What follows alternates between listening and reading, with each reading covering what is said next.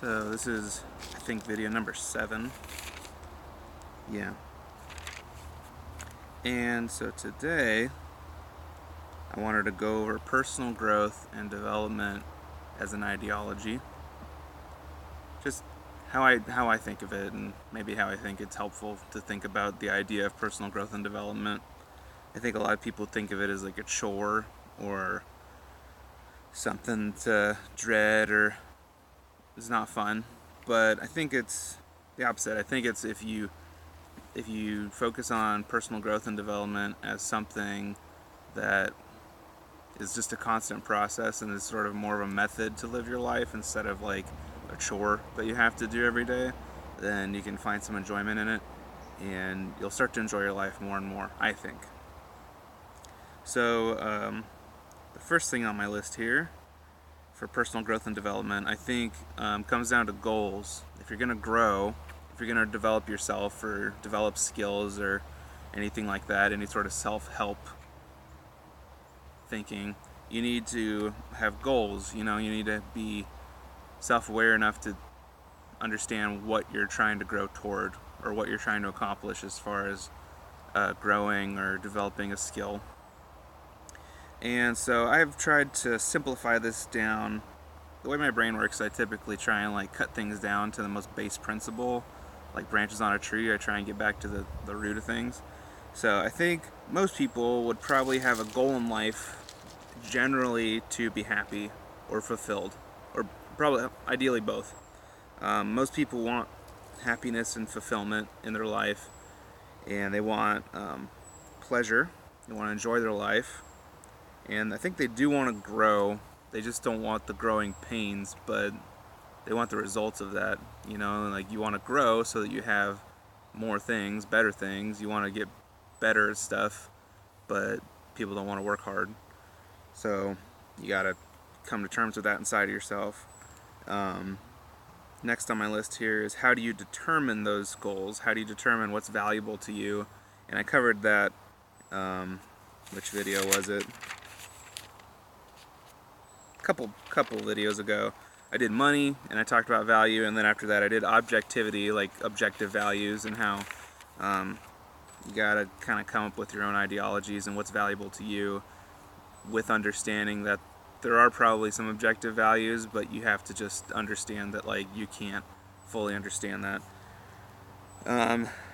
So how do you determine those things? I think what you can do is you just have to be a little bit more introspective than maybe you're used to, or if you are an introspective person, maybe think about things from an angle you might not be used to. And what I do is I try and reflect on what I enjoy doing and what I am good at, and then I try and find a way for those two things to correlate with a problem that I would like to solve. And so that's how I determine what's valuable. It's like, how am I going to find enjoyment and pleasure and fulfillment in my life, but also what are some problems that I would like to address, and then I can grow towards using my abilities to solve those problems. And so basically that ends up as a process of finding what you care about, and you need to get to know yourself to know that. But once you find out what you care about, then you can start educating yourself on those things.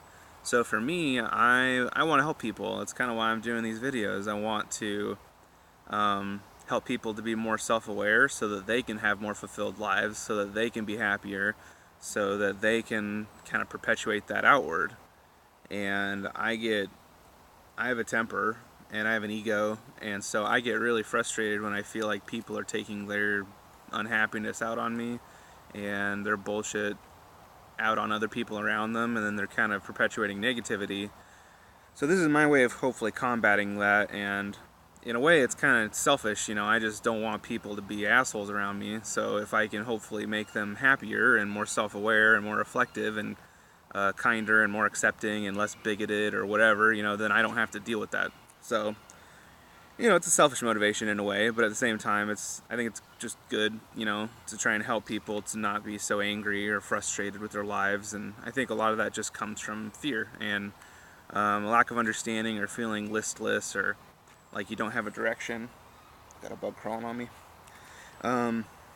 So that's my goal in life, and I got a couple specific ways of doing that I'll go into in future videos. It's kind of a complicated plan, but for everybody, I think they can come up with something that they care about, and then they can, if they're being honest with themselves, cross-reference that with something they're good at, and then take those and think of problems that they're particularly frustrated with. You know, like a lot of doctors, I know they make a lot of money, but nobody's going to sit through 10 years of medical school or however long the whole program is. You know, you got to do your bachelor's and then your master's and then your doctorate. I mean, that's a lot of school just to make six figures. There's easier ways to make money and make more money. Like, you can just be an investor or something. So I think a lot of doctors, they do that because they want to help people. They don't want people to be sick. They want to heal people and, you know, do research maybe into chronic diseases that aren't treatable, that kind of thing.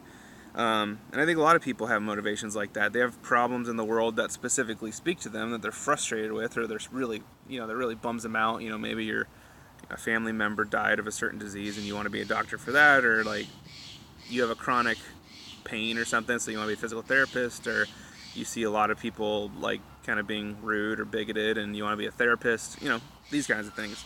So I think if you can find what you're good at, and that takes a lot of self-honesty, if you find what you like, and that takes experimentation, and I think that's one thing. Let's stop on that for a second. Some people, I think, don't want to experiment because they see it as a waste of time. I know I'm that kind of person. I definitely get frustrated when I feel like I haven't succeeded after trying several things, and then I start to feel like I'm just wasting my time. But I've been trying to really change my attitude to more of like a, you know, fail 10 times before someone else succeeds once. And that way failure isn't failure, you know, it's just something you learned. So you may as well just try stuff, because if you were just successful the first try at everything, then you wouldn't ever be learning anything, and then you wouldn't ever have any fulfillment from anything, because you wouldn't have anything to be proud of. You didn't overcome any adversity if you were just good at everything right off the bat. It's not realistic. Nobody's good at everything. So get used to failing so you can learn, and then that will help you experience more things, and then you'll figure out what you like, and then you'll figure out what you're good at too, and then you'll figure out kind of how to make those agree with each other. Like, there's some things you might like enough that you're not good at, but you like them enough that you're willing to work to get good at them. And there's some things that you might really like and you've been working really hard to get good at them, and you're just not really getting better at them, and you might need to concede that that's more of a hobby and not something you can put to use, because you're just maybe never going to be good enough at it, or the amount of effort it would take to get good enough at it is just too time consuming. So a lot of this takes just brutal self-honesty and personal reflection, and yeah, so I think that's how you should approach things, and then that will lead to a fulfilled life, because you'll be working towards solving a problem that you want solved, and the whole while you're doing it, you're finding fulfillment because you're doing something you enjoy and something you're good at, and so you feel like you're, you know, a solid contributor to solving that problem. So I think part of this process, like I talked about, is overcoming those biases and like not wanting to fail, feeling bad about yourself, or having a certain self-image where you feel you are good at something and you're not willing to be honest enough to say you're not. These are all feelings, right? And I think a lot of people have this misconception that life would be easier if you didn't have emotions and feelings, but they're there for a reason. And I think I think a healthier way to view or think about your feelings is that your feelings are a tool to inform you of something. And so they're a liability if they're not controlled, but they're a huge help if you understand how to use them. So if you get angry about something and you just go on a tirade and yell at somebody, or you start throwing things, like, that's not helpful. If you are angry about something and then you calmly explain why you're angry about it, and then you can come up with a solution to solve the problem or sort it out, that is useful.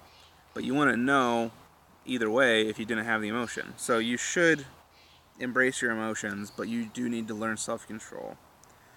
And I guess to wrap this whole video up, let's see where I am. I'm at 9 minutes, so that's pretty long. So to recap all this stuff, find something you're good at, find something you like. The only way you're going to do that is by experimenting and trying a bunch of stuff, at which you will probably fail.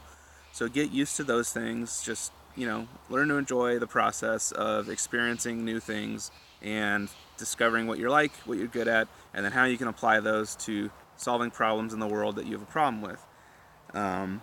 All this will basically lead to you having a purpose in life and fulfillment, because if you don't have any goals and you don't have anything to pursue, then you're just kind of along for the ride, and that's going to usually lead to frustration because you don't feel like you're controlling your own life. If you're just kind of going through things, just trying to make enough money to pay your bills, or trying to make more money so you can have nicer things, but you don't really know why, I don't think you're going to really enjoy your life that much. I think you're going to come to a point, that's that classic midlife crisis that people go through, where you're like, what am I doing? Like, why have I done all the things I've done in life, and what has it gotten me, and why do I care? Like, you want to try and not have to come into that head where you have this whole life realization collapsing on you. You want to be self-aware enough that you're controlling the trajectory of your own life. Basically, just find something to care about. Find something that has value to you and something that you believe in, and always keep reevaluating, but for the most part, just pursue that thing. Like, find something that you care about and be honest with yourself to see if you are equipped to solve that problem. And then once you find out where those line up, where there's something that you care about and you're able to do something, do it. And then have conviction in that. I think that's another thing people struggle with. I think most people don't have conviction in what they believe in. Like, they believe in it for convenience, and so they can judge people, or so that they can basically have some doctrine to tell them what to do, or what's right and wrong, or what a good option is, so they don't have to think. And that's just not helpful. If you have conviction in what you believe in, and you're always reevaluating and being honest with yourself, I don't think you can really be steered too wrong, as long as you make sure to try and avoid succumbing to biases or any sort of fundamentalism. I think you'll be helpful, and that's what it's about. You feel good if you're helpful and useful. That's why life is more about servicing other people than just finding luxury or comfort for yourself. So that's my message for this video about personal growth and development. Find something you're good at, find something you like, put it to good use, being useful. So we'll talk next week. I don't know when I'm going to do the next video. I don't know why I said next week. Next video, I'm going to talk about motivation. So how to get motivated, how to find motivation, how motivation works. And like I've stated before, I'm not a psychologist or a therapist or anything, so I don't, this is just my thoughts. I don't have any credentials or anything. So, next video will be motivation, and we'll talk about how to find those things and how to enjoy that process, and how to potentially find motivation or get motivated to start the process or continue the process. Until then, follow me on social media at Ben the Evil Clown, or just Ben Schultz on Twitter. Ben the Evil Clown is Instagram, and then Artstation. I think I'm also Ben the Evil Clown. I'll post the links in the description. Alright, I'll see you guys next video. Bye-bye.